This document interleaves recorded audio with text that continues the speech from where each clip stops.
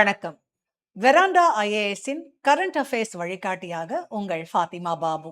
இந்த வீடியோல வரப்போற 2026 டிஎன்பிஎஸ்சி குரூப் 1 எக்ஸாம்ல கண்டிப்பா கேட்கறதுக்கு சான்ஸ் இருக்கிற முக்கியமான சில நியூஸை ப்ரீவியஸ் இயர் கொஸ்டின் அனாலிசிஸோட பார்க்க போறோம். வாங்க பார்க்கலாம்.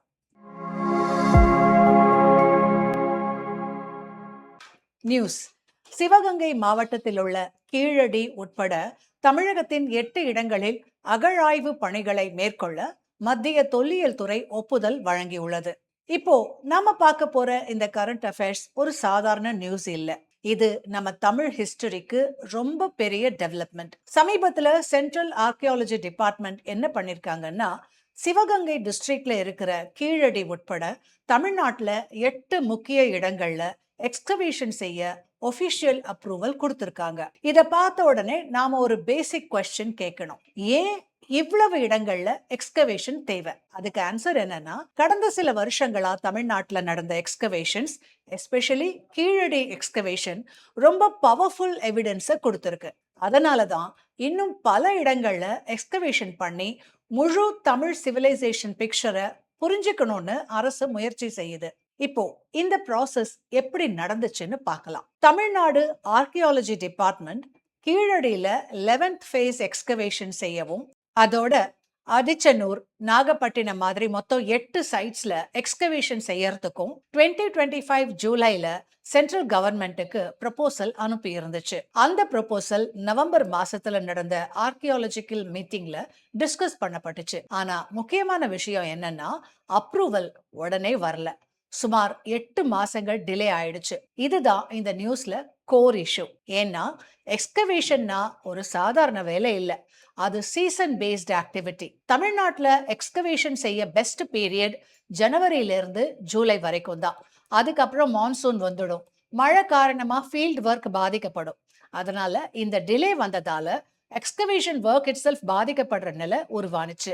இந்த சிச்சுவேஷன்ல தான் chief minister MK. Stalin central கவர்மெண்ட்டுக்கு கடிதம் எழுதினாரு. நம்ம ஸ்டேட்ல எக்ஸ்கவேஷன் செய்யும் சூட்டபிள் சீசன் ஜனவரி முதல் ஜூலை வரை தான் இருக்கும். அதுக்கப்புறம் மான்சூன் காரணமா வேலை செய்ய முடியாது. அதனால உடனடியா அப்ரூவல் கொடுக்கணும்னு அவர் வலியுறுத்தினாரு.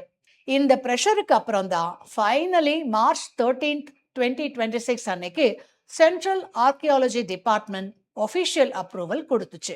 அது கூட 1959 ancient monuments and archaeological sides act rules அடிப்படையில எக்ஸ்போர்ட் கமிட்டி ரெக்கமெண்டேஷன் எடுத்துக்கிட்டு தான் வழங்கப்பட்டுச்சு. இப்போ இந்த அப்ரூவல்னால என்ன சிக்னிஃபிகன்ஸ்னு பாருங்க. இதனால தமிழ்நாடுல நெக்ஸ்ட் ஃபேஸ் எக்ஸ்கவேஷன் உடனே ஆரம்பிக்க முடியும். அதுவும் முக்கியமா தமிழ்நாடு கவர்மெண்ட் ஆல்ரெடி 2025-26 பட்ஜெட்ல இந்த எக்ஸ்கவேஷனுக்கு ஃபண்ட் அலோகேட் பண்ணி ரெடியா இருந்துச்சு. அதாவது ஸ்டேட் சைட் ப்ரிப்பரேஷன் கம்ப்ளீட்டா இருந்துச்சு. டிலே இருந்தது சென்ட்ரல் அப்ரூவல்ல தான். இப்போ இது கிடைச்சதுனால ஒர்க் வேகமா ஸ்டார்ட் ஆகும். இப்போ எந்தெந்த இடங்கள்ல எக்ஸ்கவேஷன் நடக்க போகுதுன்னு பாத்தீங்கன்னா, சிவகங்கை டிஸ்ட்ரிக்ட்ல கீழடி மற்றும் அதன் சுற்றுவட்டார பகுதிகளில் 11th ஃபேஸ் எக்ஸ்கவேஷன் நடக்கும். அதோட ரெண்டாவதா தூத்துக்குடி டிஸ்ட்ரிக்ட் பட்டினமருதூர், மூணாவதா தென்காசி டிஸ்ட்ரிக்ட்ல கரிவலம் வந்த நல்லூர், நாலாவதா கடலூர் டிஸ்ட்ரிக்ட்ல மணிக்கொள்ளை, ஐந்தாவதா விழுப்புரம் டிஸ்ட்ரிக்ட்ல அதிச்சனூர், ஆறாவதா கோயம்புத்தூர் டிஸ்ட்ரிக்ட்ல வெள்ளலூர், ஏழாவதா சேலம் டிஸ்ட்ரிக்ட் தெலுங்கனூர், மாங்காடு மற்றும் எட்டாவதா நாகப்பட்டினம் போன்ற இடங்கள்லயும் எக்ஸ்கவேஷன் செய்யப்பட இருக்கு. இத கவனமா பாருங்க. இது தமிழ்நாடு முழுக்க ஸ்ப்ரெட் ஆன சைட்ஸ். இதனுடைய அர்த்தம் என்னன்னா, தமிழ் சிவிலைசேஷன் ஒரு சிங்கிள் சென்டர் இல்ல, அது ஒரு நெட்வொர்க் மாதிரி பல பகுதிகளா பரவி இருந்துச்சு. தென் நமக்கும் டிஎன்பிஎஸ்சி எக்ஸாம்ல archaeological sides and districts match பண்ண சொல்லித்தான் நிறைய கொஸ்டின்ஸ் கேட்பாங்க. இந்த எக்ஸ்கவேஷன் முடிஞ்ச அப்புறம் என்ன கிடைக்கும், அதுதான் முக்கியம்.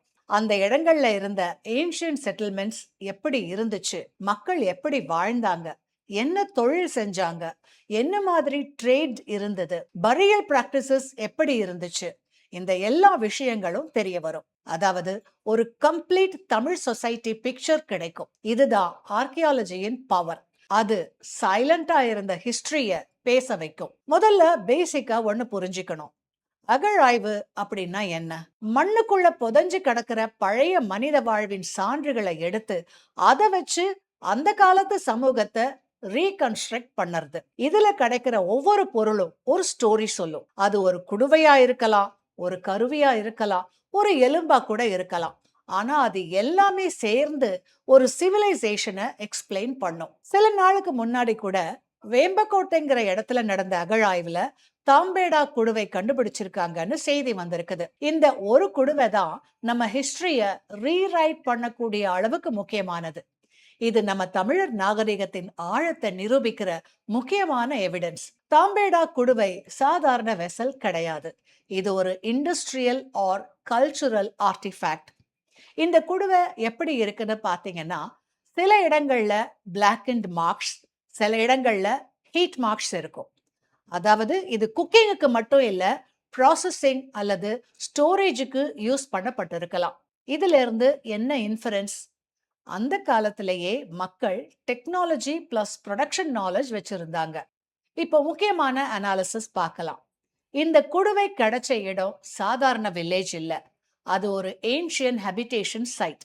அதாவது அங்க கண்டினியூஸ் செட்டில்மெண்ட் இருந்திருக்கு. இதுல இருந்து நாம என்ன புரிஞ்சுக்கணும்? தமிழ்நாட்டுல சிவிலைசேஷன் கண்டினியூஸா இருந்திருக்கு. இது ஒரு ஐசோலேட்டட் கல்ச்சர் கிடையாது. இப்போ இந்த கண்டுபிடிப்பு தமிழ் ஹிஸ்டரிக்கு என்ன சிக்னிபிகன்ஸ்? நீங்க எல்லாரும் இண்டஸ் வேலி சிவிலைசேஷன் பத்தி படிச்சிருப்பீங்க. அது நார்த் இந்தியால இருந்த பெரிய சிவிலைசேஷன் சொல்லுவாங்க. ஆனா சவுத் இந்தியால அதே அளவுக்கு அட்வான்ஸ்டு சிவிலைசேஷன் இருந்துச்சா? இந்த மாதிரி ஃபைண்டிங்ஸ் தான் அதுக்கு ஆன்சர் கொடுக்குது. இந்த தாம்பேடா குடுவை கண்டுபிடிப்பு என்ன சொல்லுது? அந்த காலத்திலேயே தமிழர்கள் metal processing, storage techniques, possibly trade ஆக்டிவிட்டீஸ்ல ஈடுபட்டு இருந்தாங்க. இது ஒரு அக்ரேரியன் சொசைட்டி மட்டும் இல்ல, ஒரு காம்ப்ளெக்ஸ் சொசைட்டி.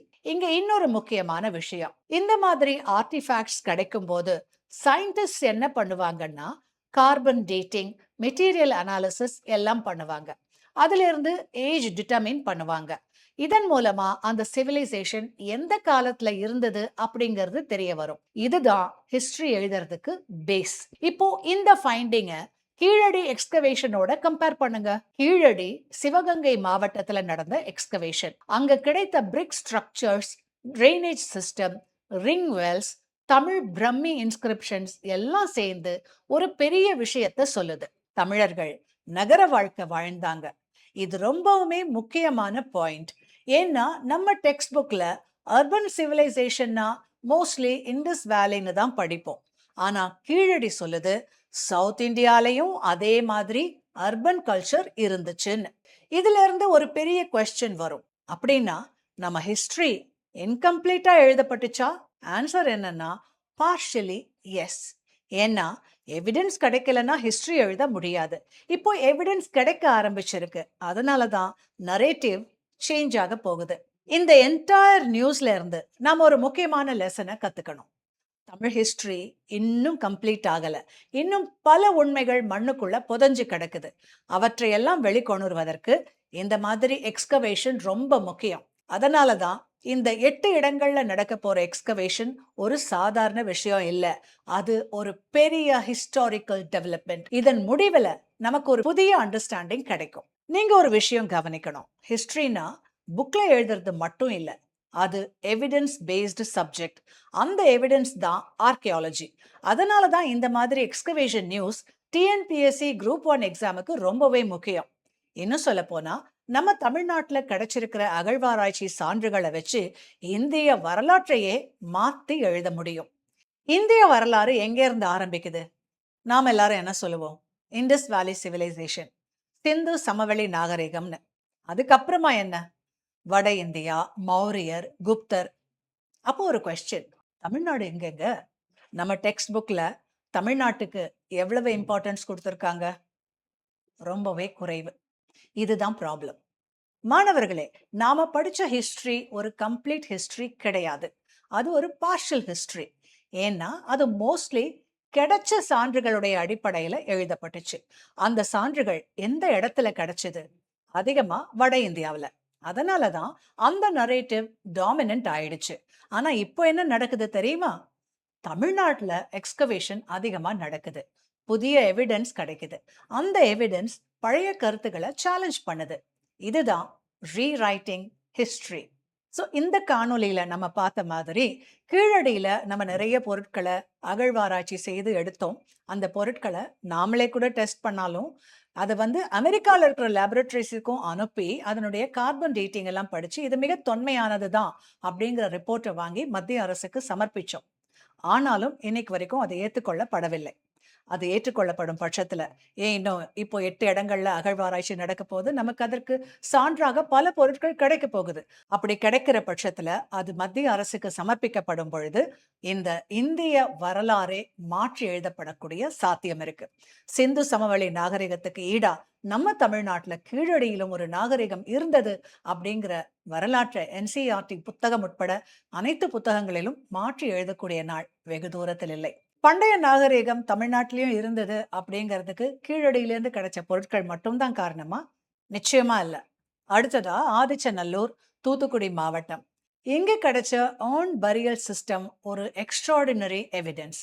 மனித எலும்புகள், தங்க நகைகள், இரும்பு கருவிகள் எல்லாம் சேர்ந்து அந்த சொசைட்டி ஒரு காம்ப்ளெக்ஸ் பிலீஃப் சிஸ்டம் கொண்டதுன்னு காட்டுது. இது ஒரு சிம்பிள் ட்ரைபல் கல்ச்சர் இல்ல.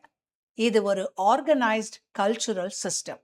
பரியல் பிராக்டிசஸ் இருந்துச்சுன்னா அவங்க வாழ்க்கைக்கு அப்புறமா ஒரு கான்செப்ட் வச்சிருந்தாங்கன்னு அர்த்தம். இப்போ ட்ரேட் ஆங்கிள் பார்ப்போம்.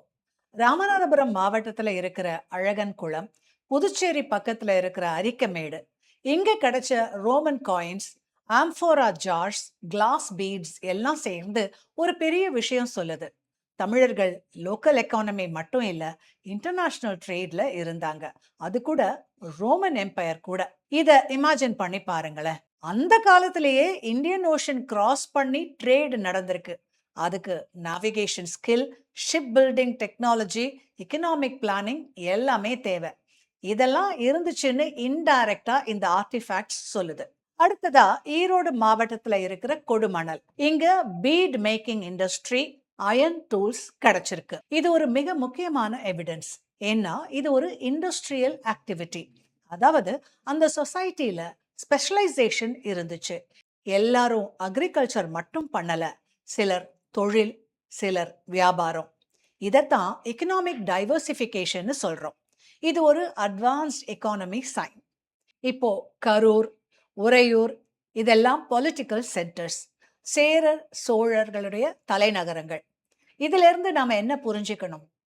அந்த சொசைட்டில பொலிட்டிக்கல் ஆர்கனைசேஷன் இருந்துச்சு, சென்ட்ரலைஸ்ட் அத்தாரிட்டி இருந்துச்சு, கவர்னன்ஸ் சிஸ்டம் இருந்துச்சு. இது ஒரு ஸ்டேட் ஃபார்மேஷன் ப்ராசஸ். மதுரை மாவட்டத்துல உள்ள மாங்குளம் இன்ஸ்கிரிப்ஷன்ஸ் ஒரு வேற லெவல் எவிடன்ஸ். தமிழ் பிரம்மி எழுத்துக்கள் கிடைச்சது. இதன் மீனிங் என்னன்னா, தமிழர்கள் லிட்ரஸி கொண்டவர்கள், எழுதும் திறன் இருந்தது. இது கல்ச்சுரல் அட்வான்ஸ்மெண்ட். மயிலாடுதுறை மாவட்டத்தில் உள்ள பூம்புகார் அண்டர் வாட்டர் ஆர்கியாலஜி மூலம் கண்டுபிடிக்கப்பட்டுச்சு. இது ஒரு போர்ட் சிட்டி, அது கடலுக்குள்ள மூழ்கி இருக்கு. இது ஒரு நேச்சுரல் டிசாஸ்டர் இல்லைன்னா சீ லெவல் ரைஸ் எவிடன்ஸா கூட இருக்கலாம். இத என்விரான்மெண்ட் ஹிஸ்டரி கூட கனெக்ட் பண்ணலாம். இப்போ இன்னொரு டைமென்ஷன் பார்ப்போம். திருவள்ளூர் மாவட்டத்துல இருக்கிற அதிரம்பாக்கம், சென்னை பக்கத்துல இருக்கிற பல்லாவரம், இங்க கிடைச்ச ஸ்டோன் டூல்ஸ், ஹேண்ட் ஆக்ஸ் எல்லாமே ப்ரீ ஹிஸ்டாரிக் ஹியூமன் பிரசன்ஸை காட்டுது. அதாவது தமிழ்நாட்டோட ஹிஸ்டரி சங்க காலத்துக்கு மட்டும் இல்ல, அதுக்கும் முன்னாடியே தொடங்குது. இப்போ இந்த எல்லா சைட்ஸை ஒரே ஃப்ரேம்ல பாருங்களேன்.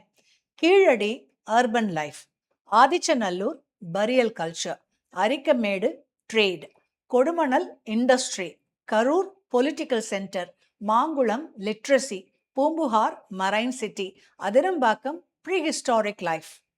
இதெல்லாம் சேர்ந்து என்ன காட்டுது? ஒரு கம்ப்ளீட் சிவிலைசேஷன். இப்போ கரண்ட் அஃபேர்ஸ்ல வந்த புதிய எக்ஸ்கவேஷன் சைட்ஸ் என்ன சொல்லுது? இன்னும் நம்ம ஹிஸ்டரி முழுசா தெரியல. இன்னும் பல லேயர்ஸ் இருக்கு. ஃபியூச்சர்ல இன்னும் டிஸ்கவரிஸ் வரும். அதனாலதான் ஹிஸ்டரி டைனமிக்னு சொல்றோம். இந்த டாபிக்ல ஒரு முக்கியமான கவர்னன்ஸ் ஆங்கிள் இருக்கு. எக்ஸ்கவேஷனுக்கு சென்ட்ரல் அப்ரூவல் தேவை. இது ஃபெடரல் ஸ்ட்ரக்சர். சில சமயங்கள்ல டிலே ஆகலாம். இதுல பாலிடிக்ஸ் இன்ஃப்ளூயன்ஸ் ஆகலாம். அதனால ஆர்கியாலஜி கூட ஒரு பொலிட்டிக்கல் டைமென்ஷன் கொண்டது. நீங்க எக்ஸாம்ல ஆன்சர் எழுதும் போது இந்த எல்லா ஆங்கிள்ஸையும் கவர் பண்ணணும். ஹிஸ்டரி மட்டும் இல்ல, எக்கானமி, சொசைட்டி, கல்ச்சர், பாலிட்டி எல்லாமே கனெக்ட் பண்ணணும். அதுதான் குரூப் 1 லெவல் ப்ரிப்பரேஷன். இப்போ ஃபைனலா ப்ரீவியஸ் இயர் கொஸ்டின் அனாலிசிஸை பார்க்கலாம். இந்த 2 கொஸ்டின்ஸை பாருங்க. 2025 மெயின்ஸ்ல கேட்டது. ஃபர்ஸ்ட் கொஸ்டின், கீழடி தமிழர் நாகரிக வரலாற்றின் உயிர் நாடி என்பதை நிறுவுக. Keezhadi established the life blood of the history of Tamil civilization. இந்த கேள்விக்கான விடையை தான் நம்ம இந்த காணொளியில முதல்ல இருந்து பார்த்தோம். அதை இந்த கொஸ்டினுக்கு ஆன்சரா நீங்க எழுதலாம். இரண்டாவது கேள்வி, சங்ககால மக்களின் பொருளாதார மேம்பாட்டிற்கு அவர்களின் தொழில்களே காரணம் என்பதை நிறுவுக. Prove the statement that the economic development of Sangam age people was due to their profession. இந்த கேள்விக்கான விடை என்ன? நம்ம இதுவரைக்கும் பார்த்ததுல நம்ம தமிழர்கள் வெறும் விவசாயத்துல மட்டும் இல்லாமல் பல்வேறு துறைகள்லயும் அவங்க சிறந்து விளங்குனாங்க அப்படிங்கறத நம்ம பார்த்தோம் இல்லையா? அந்த பதில தான் இங்க டீட்டெயிலா நீங்க எழுதணும். அடுத்ததா ப்ரிலிம்ஸ்ல ரொம்ப ஃபெமிலியரா 2 மாடல்ல கேக்குறாங்க. ஃபர்ஸ்ட், மேட்ச் த ஃபாலோயிங்ல சைட்ஸ் அண்ட் டிஸ்ட்ரிக்ட்ஸை மேட்ச் பண்ண சொல்றாங்க. இந்த கொஸ்டினை பாருங்க. 2025 குரூப் 1ல கேட்ட கொஸ்டின் இது. இப்போ இன்னொரு டைப் கொஸ்டின் பார்க்கலாம். இந்த கொஸ்டினை பாருங்க. அந்த சைட்ல கிடைச்ச பொருட்களை பத்தி கேட்குறாங்க. ஸோ இந்த காணொலியில 8 இடங்கள்ல நமக்கு தொல்லியல் ஆய்வுக்கான அப்ரூவல் கிடைச்சிருக்கு அப்படின்னும் பொழுது இந்த டாபிக்ல இருந்து கண்டிப்பா உங்களுக்கு எக்ஸாம்ல கொஸ்டின் வரும். ஸோ டீட்டெயிலா படிங்க. இன்னும் உங்களுக்கு வேற ஏதாவது சோர்சஸ் இருந்தாலும் அதை தேடி படிச்சு மனப்பாடம் பண்ணிக்கோங்க. இந்த வருஷம் கண்டிப்பா இந்த டாபிக்ல இருந்து உங்களுக்கு கொஸ்டின் வரும். இந்த காணொலி உங்களுக்கு பயனுள்ளதா அமைஞ்சிருக்கும்னு நான் நம்புறேன். இந்த காணொலி பிடிச்சிருந்ததுன்னா லைக் அண்ட் கமெண்ட் பண்ணுங்க.